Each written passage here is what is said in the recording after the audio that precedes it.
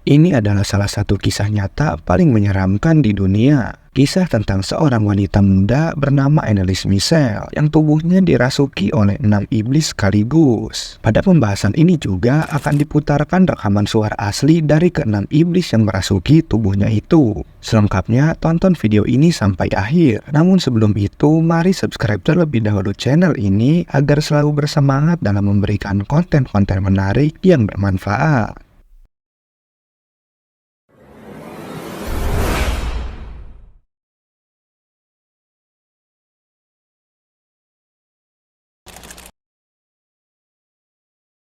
Anna Elizabeth Michel atau yang lebih dikenal dengan nama Anneliese Michel lahir pada tanggal 21 September 1952 di Living, Bavaria, Jerman. Ia lahir dalam keluarga Katolik yang sangat religius. Ia bersama ketiga saudara perempuannya dibesarkan oleh ibunya yang bernama Anna Michel dan ayahnya yang bernama Joseph Michel. Saking religiusnya, dikatakan kalau Anneliese ini rajin pergi beribadah 2 kali dalam seminggu.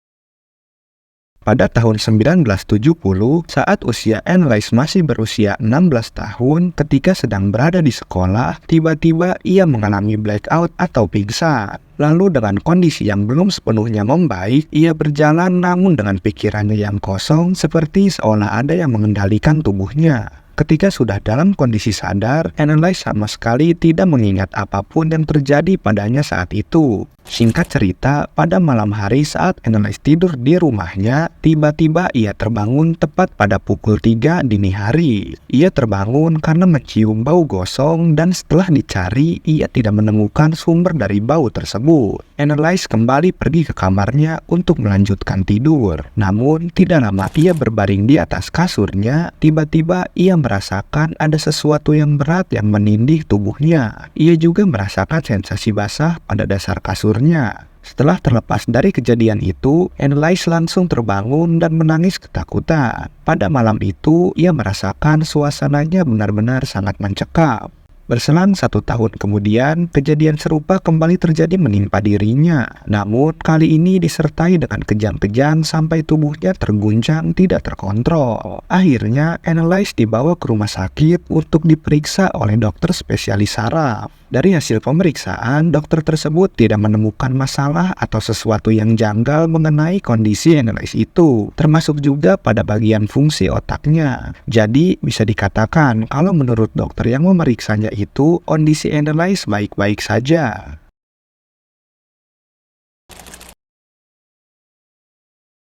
Tidak berselang lama, Anneliese mengalami batuk secara terus-menerus dan setelah diperiksa, ternyata ia terkena tuberkulosis atau TBC.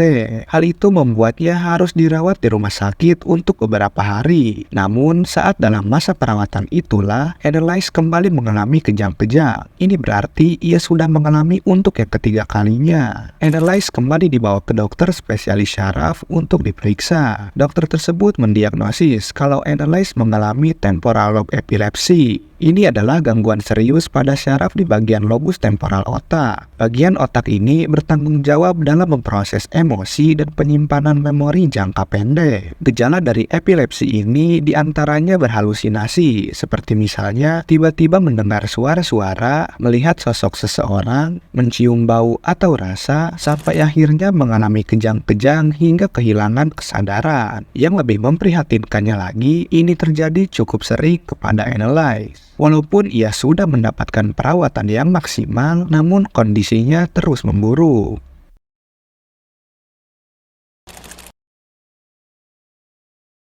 3 tahun kemudian, pada tahun 1973, keluarganya mulai meyakini kalau Anneliese itu sudah dirasuki oleh banyak iblis. Di luar dari gejala-gejala medis yang sudah dijelaskan tadi, ternyata Anneliese juga sering melakukan perilaku-perilaku aneh yang tidak masuk akal dan sangat menjijikkan. Seperti misalnya Anneliese pernah menjilat urinnya sendiri di lantai, lalu memakan laba-laba hidup sampai merobek pakaiannya yang sedang ia gunakan. Selain itu, ia Ia juga tidak menyukai benda atau objek keagamaan seperti salib, air suci, dan objek-objek lainnya. Annelies sering ketakutan sendiri karena ia merasa mendengar ada bisikan suara gaib yang mengatakan kalau dirinya terkutuk dan akan membusuk di dalam neraka. Orang tua Annelies sangat yakin kalau anaknya terkena kutukan dari iblis, hingga akhirnya memutuskan untuk membawanya ke sebuah gereja untuk dilakukan eksorsisme atau ritual pengusiran iblis. Tapi sayangnya pada saat itu pihak pendeta gereja menolaknya dan lebih menyarankan untuk diberikan perawatan secara medis saja.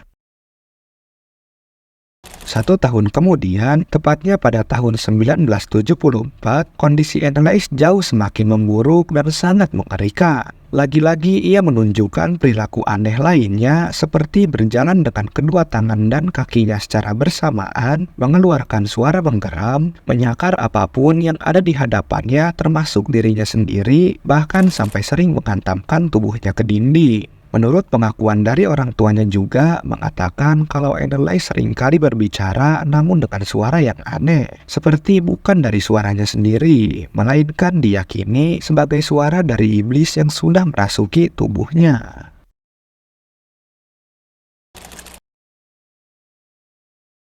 Pada tahun 1975, akhirnya ada sebuah gereja yang mau menerima dan mengizinkan untuk melakukan eksorsisme atau ritual pengusiran iblis terhadap Annelies. Dua orang pendeta bernama Arnold Renz dan Ernst Alt diutus oleh uskup gereja untuk mulai melakukan eksorsisme. Setelah diperiksa, menurut keduanya itu bahwa benar jika Annelies memang sudah dirasuki oleh sosok iblis. Tidak hanya satu sosok, tetapi 6 sosok iblis sekaligus. Eksorsisme dilakukan berkali-kali dengan banyak sesi, dan durasi pada setiap sesinya ini bisa memakan waktu sampai berjam-jam. Dan pada saat eksorsisme ini dilakukan, terekam dengan sangat jelas momen ketika suara dari Annelies ini berubah menjadi sangat menyeramkan, yang dimana suara-suara itu mewakili dari 6 sosok iblis yang merasuki tubuhnya. Kita mulai dari suara aslinya Annelies.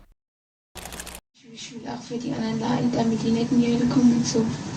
Aber dass das dann so schlimm ist und so grausam und so furchtbar, nee. Das denkt man leiden, das ist so leichte Sache, aber wenn es dann wirklich schlimm wird, da will man überhaupt nicht mehr.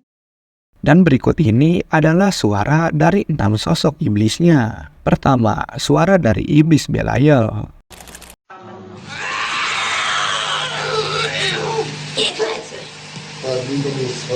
Nein, ihr Klötze! Und der Maul, ihr Klötze! Oh, so der will auch nicht, oh, ich geh auch nicht, oh. Sind wir schon 3?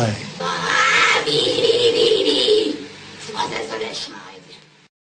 Kedua, iblis yang mengaku sebagai Kain, yang dalam kepercayaan Katolik adalah sebagai salah satu anak dari Adam dan Hawa. Berikut ini adalah rekaman suaranya.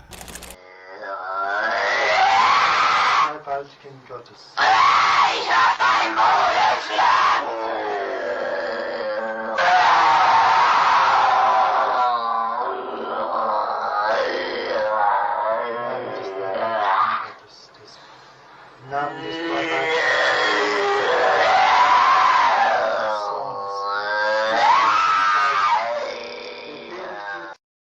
Ketiga, sosok iblis yang mengaku sebagai Nero. Nero merupakan pemimpin paling kejam dan bengis dalam sejarah Kekaisaran Romawi. Berikut ini adalah rekaman suaranya. Ruhe gibt's nur da oben! Ruhe gibt's nur dort, wo die Liebe ist. Ja, bei uns gibt's nur ja, no. Nur Hass. Ja, Und wo nur Hass ist, da gibt's keine Ruhe. nein. Und für uns gibt's nie Ruhe, nie! Weil Selanjutnya yang keempat, sosok iblis ini mengaku sebagai Valentine Fleischmann. Semasa hidupnya, Fleischmann ini adalah seorang pendeta Katolik di Keuskupan Frankfurt. Namun karena sering berperilaku buruk, maka ia dikucilkan dan dicabut statusnya oleh pihak gereja. Dan inilah rekaman suaranya.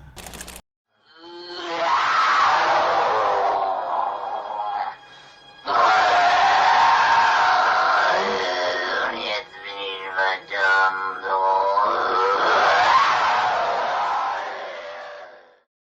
Kelima, iblis yang mengaku sebagai Judas. Pada kisahnya, Judas ini dikenal sebagai sosok pengkhianat Yesus. Berikut ini adalah rekaman suaranya.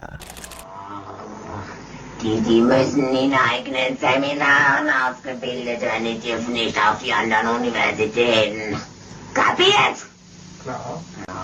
Ist da sonst noch etwas zu sagen? Weil Weil der Teufel größer. Dan yang terakhir, sosok iblis yang keenam mengaku sebagai Lucifer. Lucifer adalah sosok iblis terkuat dan tertinggi dari iblis-iblis lainnya. Iblis ini selalu berusaha untuk menjatuhkan manusia ke dalam dosa besar, terutama dosa kesombongan, juga sebagai simbol pemberontakan. Dan inilah rekaman suaranya.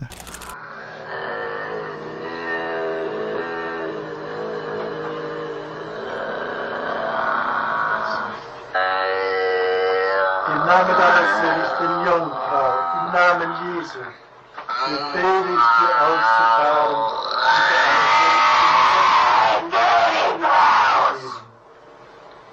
Im Namen des dreifaltigen Gottes, des Vaters, im Namen des dreifaltigen Geistes, befehle ich dir auszufahren und nicht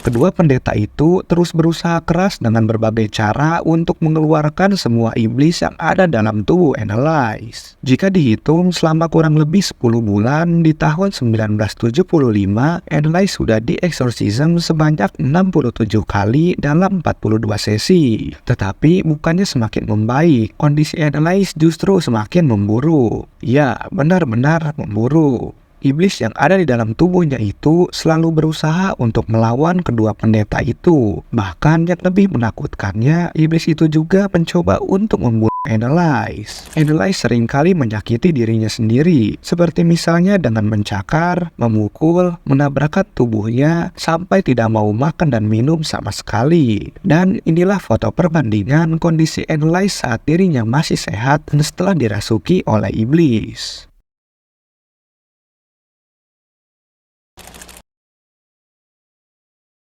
Pada akhirnya, tanggal 1 Juli 1976, Anneliese dinyatakan meninggal dunia. Ia meninggal dunia di usianya yang masih sangat muda, yaitu 23 tahun. Menurut hasil otopsi yang dilakukan oleh dokter, dinyatakan kalau faktor utama dari kematian Anneliese ini karena mengalami dehidrasi parah dan malnutrisi atau kekurangan gizi. Berat badannya pada saat itu hanya menyisakan sekitar 34 kg saja. Dokter juga berpendapat kalau Anneliese ini sebenarnya menderita penyakit mental seperti depresi berat.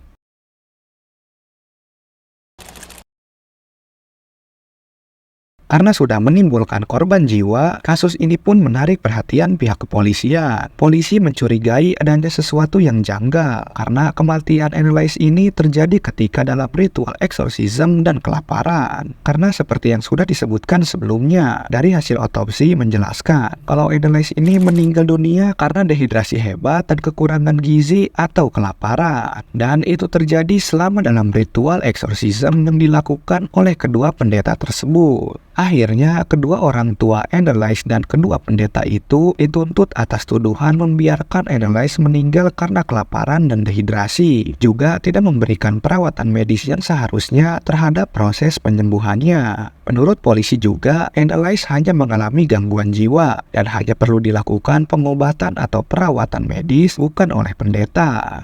Pada tanggal 30 Maret 1978, kedua orang tua Anneliese dan kedua pendeta itu dinyatakan bersalah oleh hakim dengan kesimpulan karena sudah menahan Anneliese untuk diobati secara medis. Mereka semua dijatuhi hukuman penjara selama 6 bulan dengan masa percobaan selama 3 tahun.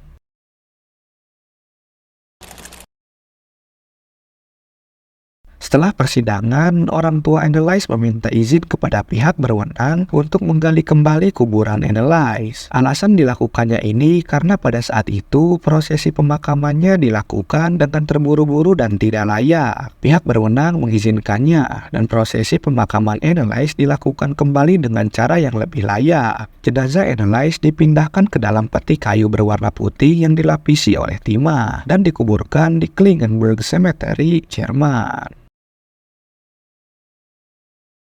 Saking terkenal dan menyeramkannya kisah dari Exorcism Anneliese Michel ini sampai diangkat menjadi sebuah film layar lebar dengan judul The Exorcism of Emily Rose pada tahun 2005 silam.